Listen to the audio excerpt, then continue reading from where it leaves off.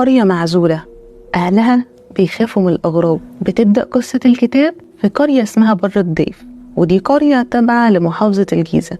والقرية دي أهلها ما بيحبوش الناس الأغراب، ولكن المتعارف عليه في القرية ديت إن في تجار بيجوا كل فترة بيتاجروا مع المزارعين اللي هناك، وبيوصل يومها 3 شباب يقدروا يروحوا لكل مزارع ويقعدوا يفصلوا معاه من غير ما يشتروا حاجة. ال3 أغراب بيبعدوا شوية عن مكان المزارعين اللي عارضين بضاعتهم، وابتدوا يتكلموا قد ايه القرية دي غريبة والناس بتوعها أغراب جدا، وهم حتى مش لاقين طفل واحد في المكان كله.